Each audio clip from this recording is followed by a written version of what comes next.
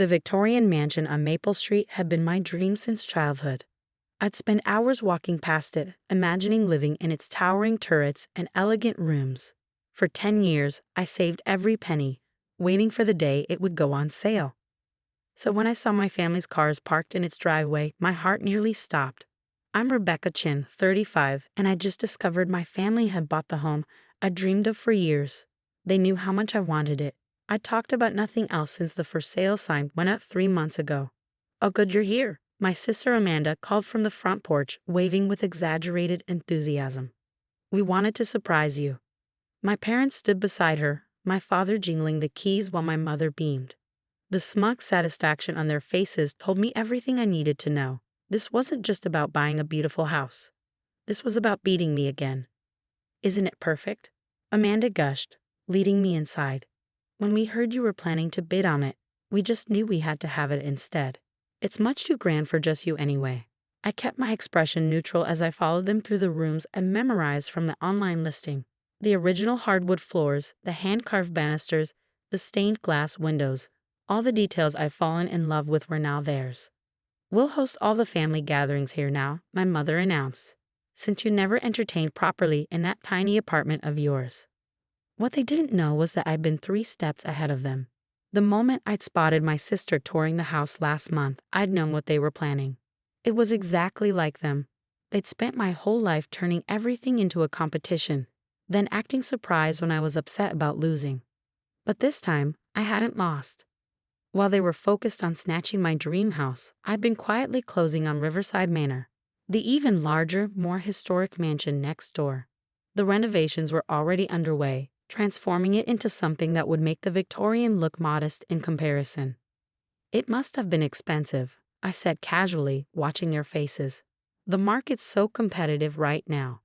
"Oh, we managed," my father said, puffing up with pride.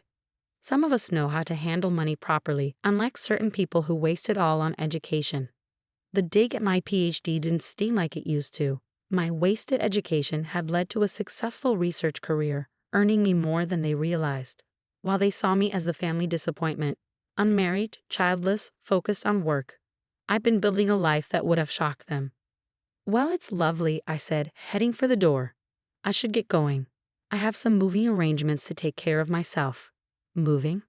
Amanda's eyebrows shot up. "Don't tell me you're finally leaving that shabby apartment." I smiled. "Something like that. I'll see you all soon. We'll be neighbors after all." I left them standing there confused, savoring the knowledge of what was coming. In 2 weeks, the moving trucks would arrive at Riverside Manor, and my family would realize that their perfect plan to outdo me had backfired spectacularly. But for now, I had contractors to meet and renovations to oversee. The wine cellar needed updating, and the ballroom's chandeliers were being restored to their original glory. My family had always underestimated me, treated me as competition rather than kin. They were about to learn that they'd been playing checkers while I was playing chess all along. 2 weeks later, I stood in my newly renovated foyer at Riverside Manor, watching through the floor-to-ceiling windows as moving trucks pulled up to my property. Right on schedule, my sister Amanda appeared on her front porch, coffee in hand, curiosity evident on her face. I smiled, knowing the show was about to begin. The movers started unloading premium furniture, antiques I collected over the years, and artwork that would make my mother's reproductions look cheap in comparison. Each piece had been carefully chosen to tell a story. The story of the success I'd built while my family was busy undermining me. "Ms. Chen," one of the movers approached with a clipboard. "Where would you like the grand piano? The music room or the ballroom?" I could see Amanda's coffee cup freeze halfway to her mouth. "The ballroom." My family's Victorian had many lovely features, but a ballroom wasn't one of them. "The music room for now," I replied. "The ballroom chandeliers are still being restored." Within an hour, my parents' car came screeching into their driveway.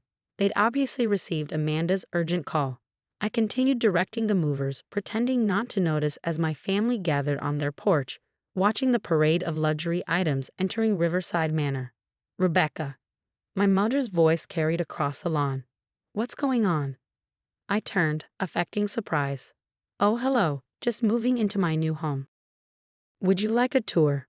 They followed me inside, their faces growing increasingly pale as they took in the grand staircase, the original moldings, the hand-painted ceiling murals.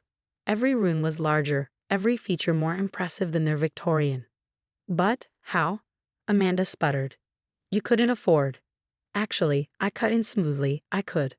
All those years you thought I was struggling in my tiny apartment, I was investing, saving, building my portfolio. Did you really think I lived below my means because I had to? My father's face had turned an interesting shade of red. You let us believe. I let you believe what you wanted to believe, I said. Just like you let me believe you cared about my dreams when you outbid me on the Victorian. Fair's fair. I led them through the house, past the library with its two-story bookshelves, through the conservatory with its rare plants, into the state-of-the-art kitchen that made their gourmet setup look outdated. And this, I said, opening a set of double doors, is the ballroom where I'll be hosting the annual family Christmas party this year. I assume that won't be a problem. My mother clutched her pearls. But we always host Christmas. Well, things change, I smiled. Besides, my ballroom can actually fit the whole family comfortably. No more cramped quarters. As they stood there speechless, my phone buzzed. Excuse me, I said, checking the message. That'll be the interior designer. We're discussing plans for the rooftop garden. Rooftop garden? Amanda's voice had risen an octave. Oh yes, I replied casually. The view of your house from up there is quite lovely. You can see right into your backyard. They left shortly after, huddled together, whispering furiously. Through my windows, I watched them return to their Victorian. The house they'd bought to spite me, now overshadowed both literally and figuratively by my success. That evening, as I sat in my library enjoying a glass of wine, the texts started rolling in. First from Amanda. You planned this all along, didn't you? Then from my mother. We should discuss Christmas arrangements. Finally, from my father. We need to talk about your investment strategies. I left them all unread. For years, they treated every family gathering like a competition, every success of mine as a challenge to be overcome. Now they'd have to live next door to the daily reminder that their plan had backfired spectacularly. The next morning, I hired a landscaping company to begin work on my gardens. The noise would start early, very early, and continue for weeks. Sometimes karma comes with a soundtrack of power tools and construction equipment. Welcome to the neighborhood, dear family. Let the games begin. 2 months after my move to Riverside Manor, I hosted my first neighborhood gathering. A garden party that showcased everything my property had to offer. My family watched from their considerably smaller yard as caterers set up elegant tables beneath imported pergolas, and string musicians took their places near the fountain. Isn't this a bit excessive? My mother asked when they finally made their way over, unable to resist the allure of the party they hadn't been invited to plan or control. Not at all, I replied, accepting a champagne flute from a passing server, just welcoming the neighbors properly. The guest list was carefully curated. Local business leaders, university colleagues, and notably several real estate developers who couldn't stop talking about how Riverside Manor was raising property values in the area. My family's Victorian, while charming, was now considered the smaller, less impressive house on the block. Amanda cornered me by the rose garden. Was this your plan all along? To make us look foolish? No, I said truthfully. My plan was to buy my dream house. You're the ones who made it a competition. I just decided to play by your rules for once. The party was a resounding success, establishing me as the neighborhood's new social center. My family's attempts to host competing events in their Victorian fell flat. Everyone preferred the grandeur of Riverside Manor's ballroom and gardens. One morning, about 6 months after I moved in, my father showed up at my door. We're thinking of selling, he admitted gruffly. The maintenance costs are higher than we expected. I nodded sympathetically. Victorian homes can be quite expensive to maintain. Though I hear property values have risen significantly since I renovated Riverside Manor. He shifted uncomfortably. Yes, well, we thought perhaps you'd be interested in buying it. Keep it in the family. Why would I want a smaller house? I asked innocently. Besides, I quite enjoy watching you all live with the consequences of your choices. They didn't sell. Their pride wouldn't let them. Instead, they had to adapt to their new reality. Every family gathering at my house was a reminder of how their attempt to outdo me had backfired.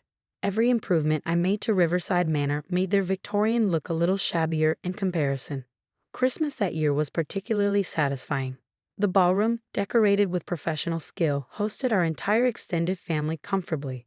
Cousins who had once echoed my parents' criticisms of my life choices now asked about investment advice and career strategies. As I watched my family navigate the party, looking small in the grand space they had never imagined I could own, I felt no triumph, only a quiet satisfaction. They had spent years trying to compete with me to prove their superiority. In the end, they had only competed with themselves. "Your house is magnificent," my Aunt Sarah said, finding me by the Christmas tree. "Though I can't help but wonder if it's a bit lonely, all this space for just one person." I smiled, thinking of the research center I was planning to establish in the East Wing. "Not lonely at all. I've filled it with exactly what I want, just like I've filled my life with what I want, not what others think I should want." My family still lives next door in their Victorian, a daily reminder that sometimes the best revenge isn't about getting even, it's about rising above. They wanted to teach me a lesson about knowing my place. Instead, they learned one about underestimating me. As for me, I host charity events in my ballroom, write research papers in my library, and enjoy my rooftop garden with its perfect view of their smaller house. Sometimes I catch them watching from their windows as I entertain guests or work on new improvements to the property. Let them watch. They spent years treating me like competition instead of family. Now they get to spend years living next door to the constant reminder that they lost a game they never should have started.